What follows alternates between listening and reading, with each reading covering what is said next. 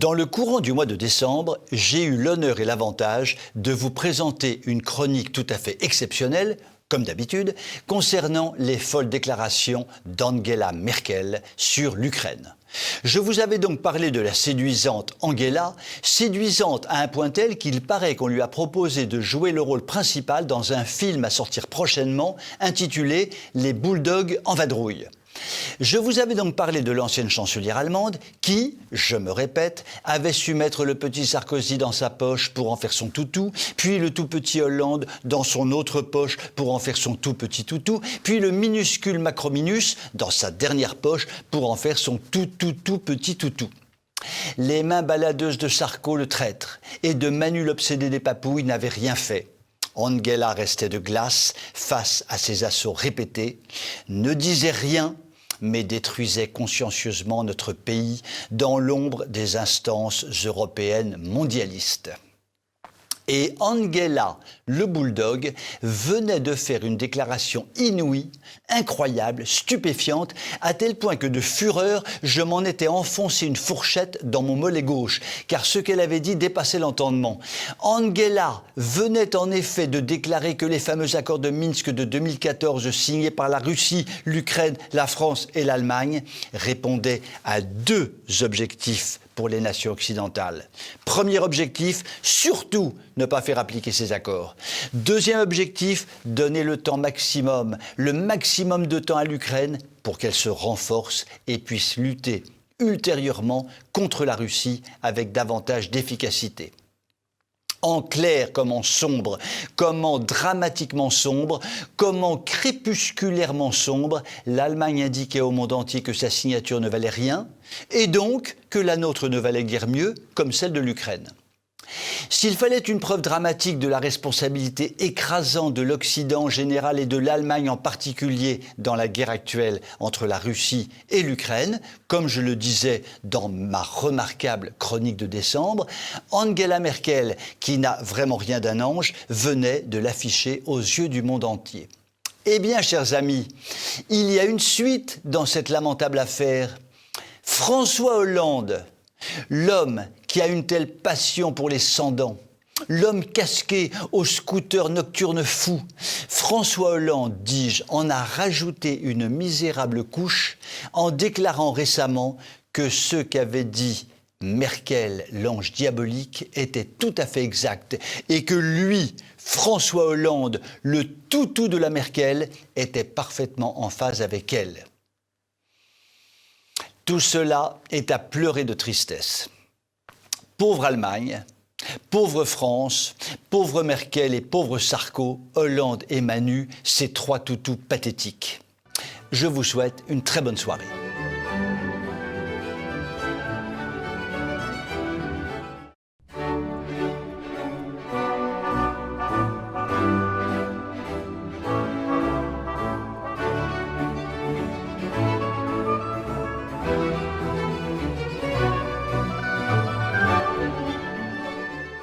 Chacun d'entre nous se souvient très certainement de cette horrible soirée du 15 avril 2019, au cours de laquelle la sublime cathédrale Notre-Dame de Paris s'embrasa d'un seul coup. Nous ne saurons jamais s'il s'est agi d'un attentat criminel, mais en ce qui me concerne, je n'ai guère de doute sur le sujet, même si ce n'est pas le sujet de ma chronique de ce soir. En effet, je voudrais évoquer avec vous 3 faits concernant cette admirable cathédrale, faits que je trouve particulièrement troublants. Le premier fait, à proprement parler scandaleux, s'est déroulé pendant la sinistre soirée de l'incendie. L'on voit Macronor Chalumor plaisanter en ricanant avec son âme damnée, le Premier ministre Édouard Philippe. Ainsi, quand la France entière pleure à chaudes larmes, les 2 principaux personnages de l'État rient sous cape. Cela est plus que troublant, cela est pathétique. Le second fait, tout aussi scandaleux, consiste dans les déclarations de Monseigneur Aupetit exprimant son désir, quand il était encore aux commandes de la cathédrale, de truffer d'art contemporain l'intérieur de ce lieu sacré entre tous. Ce qui est évidemment au-delà du scandale et ce qui a entraîné un communiqué catégorique de Roselyne Bachelot, alors ministre de la Culture. Monseigneur Aupetit, c'est non. Pour que Madame le ministre réagisse ainsi, il fallait vraiment que Monseigneur Aupetit ait déraillé grave à plein tube. Le troisième fait, plus que scandaleux, carrément démoniaque, atteint cette fois-ci la rénovation extérieure de la basilique. Roselyne Bachelot vient de révéler que tante Bricheton, la maman au Manuchon, souhaitait que la sublime flèche construite en son temps par Viollet-le-Duc, flèche que la France tout entière a vue s'effondrer en flammes, soit remplacée par une sorte de sexe géant, agrémenté à sa base par 2 boules en or. Pour que dans le cerveau de grand-mère Bricheton ait émergé cette idée démoniaque, il faut vraiment que grand-mère Bricheton ait un vrai problème du côté de son fond de culotte, problème qu'elle avait d'ailleurs déjà eu lorsqu'elle était professeure à Amiens et s'était intéressée de très près, de beaucoup trop près, à l'un de ses élèves, jeune adolescent, répondant du doux nom de Macron Emmanuel. Résumons cette affaire. Lorsque Macronor rit sous cape pendant l'incendie de Notre-Dame, que le responsable de Notre-Dame entend massacrer l'intérieur de la cathédrale avec de l'art contemporain et que la maman du Macronor veut souiller l'extérieur de l'édifice en y installant sur le toit une ignoble construction, nul doute n'est possible, le démon est à l'œuvre et Notre-Dame de Paris n'est donc pas encore sauvée. Je vous souhaite une très bonne soirée.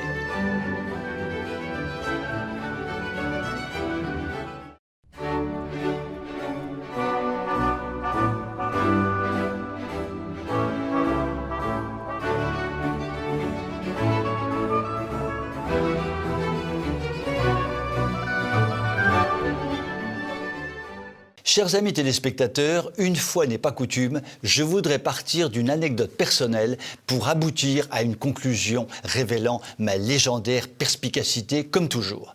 Allons-y pour l'anecdote. Pendant les quelques jours précédant l'élection de Benoît XVI, votre chroniqueur préféré autoproclamé s'est réveillé un beau matin avec une illumination. Il faut filer aujourd'hui à Rome pour assister à l'élection. Mon épouse, toujours très pratique, me répond que nul ne sait quand le nouveau pape sera élu et que nous n'allons tout de même pas rester à Rome jusqu'à la Saint-Glinglin. Fidèle à ma façon de faire, c'est-à-dire tout à fait napoléonienne, pas de si, pas de mais, pas de peut-être, il faut réussir, j'annule tous mes rendez-vous professionnels, je prends des billets d'avion à bas prix et nous voilà sur la place Saint-Pierre en milieu d'après-midi. Non mais... La place est totalement vide et un groupe de journalistes tue le temps comme il le peut. Nous rejoignons ce groupe, discutons avec les journalistes et nous installons confortablement au premier rang des dizaines de caméras rivées sur nous, car nous étions à peu près les seuls sur la place. Et puis tout d'un coup, surgit une fumée noire. Et tous les journalistes nous disent que c'est encore fichu pour aujourd'hui. Et mon épouse me dit que j'ai encore fait n'importe quoi. Et je commence à me dire qu'il vaudrait mieux que je ne copie pas Napoléon. Et tout d'un coup, miracle, la fumée devient toute grisounette, puis d'un blanc blafard, puis d'un blanc éclatant. Tout cela dure de longues minutes, et quand je me retourne pour contempler la place, je m'aperçois qu'elle est noire de monde. C'est à peine croyable, et je redeviens napoléonien. Et soudain, apparaît sur le balcon Benoît XVI, à quelques mètres de nous, qui est donc le nouveau pape. Je demande à mon épouse de me demander pardon pour n'avoir pas cru en mon génie illuminatoire napoléonique. La soirée est d'une intensité extraordinaire, nous dénichons un petit hôtel pour nous y accueillir et décidons de reprendre l'avion le lendemain soir. Et j'en arrive maintenant au cœur de mon anecdote personnelle. Le lendemain, nous flânons dans Rome et décidons de repasser place Saint-Pierre avant de reprendre notre avion. Nous voilà donc place Saint-Pierre et j'entends 2 ou 3 personnes dire entre elles « Le pape est à pied dans une petite rue à 100 mètres de là, il faut y aller en 4e vitesse ». Mon épouse et moi-même les suivons et là, miracle, Benoît XVI est sur le trottoir en train de discuter avec quelques personnes. Nous nous approchons et participons à une discussion en italien, c'est-à-dire que nous ne participons à rien du tout, car nous parlons italien comme le basque l'espagnol. Mais nous communions à ce moment extraordinaire de pouvoir côtoyer si simplement le chef de plus d'1 milliard de personnes. 10 minutes plus tard, déboule avec fracas une armada de policiers qui oblige le pape à monter dans une voiture qui démarre dans un bruit de tonnerre. Et j'en arrive maintenant au cœur de mon anecdote. Si Macronor Deconstructor avait été dans la rue sans service de sécurité le lendemain de son élection il y a quelques mois, nul doute n'est possible, il aurait été découpé en rondelles de saucisson et jeté en pâture à la grande armée des rats d'Hidalgo Golito. Cette petite anecdote démontre la différence éclatante entre ceux qui sont vraiment d'immenses personnages déployant la simplicité des grands et ceux qui ne sont que des nains qui ne savent déployer vainement que la manipulation dans leur tentative désespérée de paraître grands. Je vous souhaite une très bonne soirée.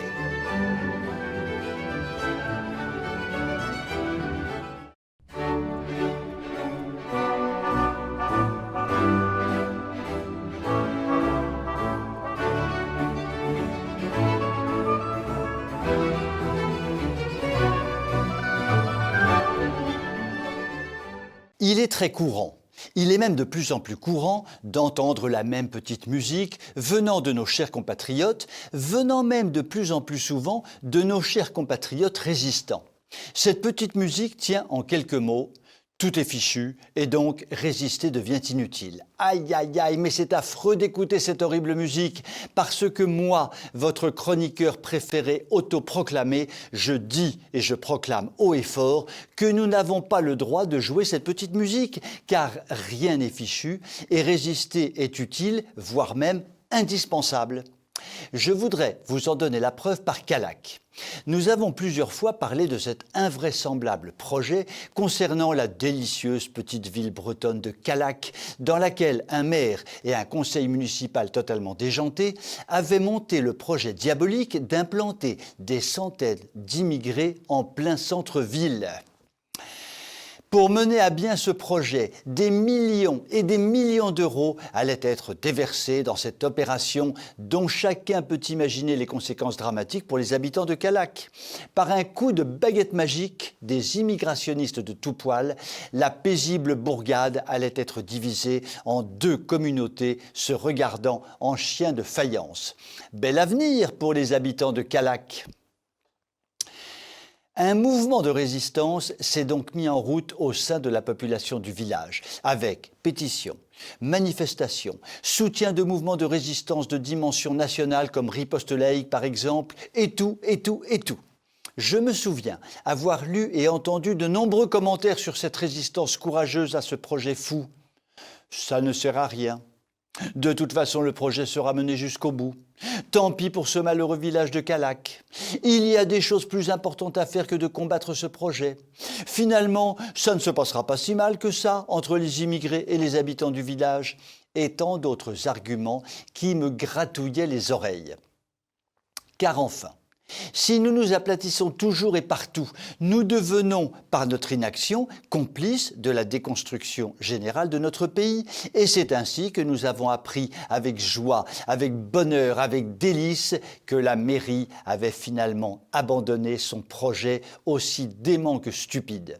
Pour ma part, et en pensant à l'extraordinaire soulagement qu'ont dû connaître les habitants de Callac, j'ai siphonné de joie une bouteille entière de champagne. Et j'espère que les millions et millions et millions d'euros qui devaient bénéficier aux centaines d'immigrés vont maintenant bénéficier aux habitants de souche de Callac. L'enseignement à tirer de cette affaire de Callac tombe sous le sens. Aucun combat n'est jamais mené pour rien. À Callac, tout semblait définitivement joué, puisque le maire, pour mener à bien son projet diabolique, avait le soutien inconditionnel du système politico-médiatique. La petite résistance contre ce projet, menée avec obstination et intelligence, a réussi à le faire capoter. Ce qui démontre que le monde de la résistance doit conserver l'espérance. Rien n'est fichu définitivement. Je vous souhaite une très bonne soirée.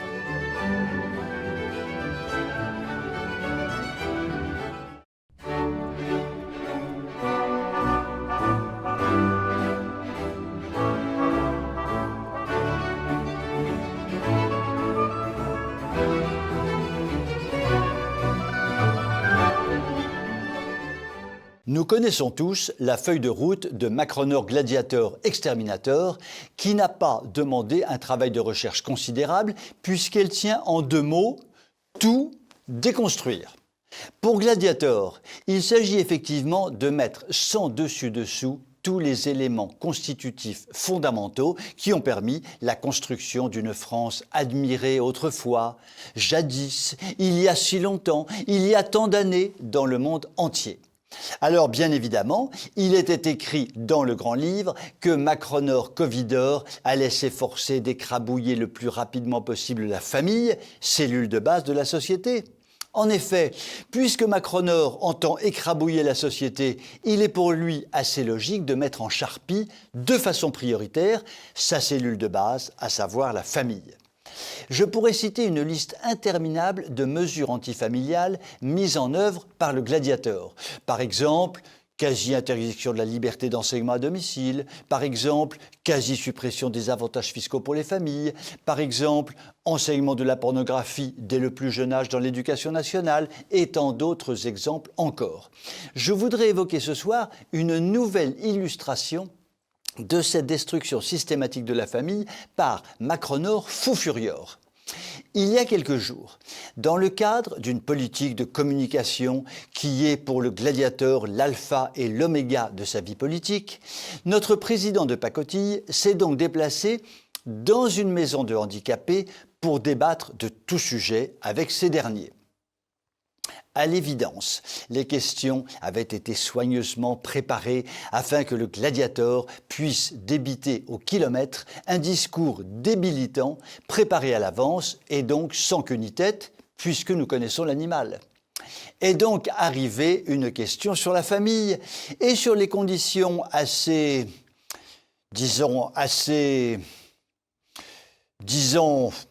invraisemblable de la liaison entre l'adolescent Macronimbus et sa professeure qui avait l'âge d'être sa maman. Je veux parler bien sûr de grand-mère Bricheton.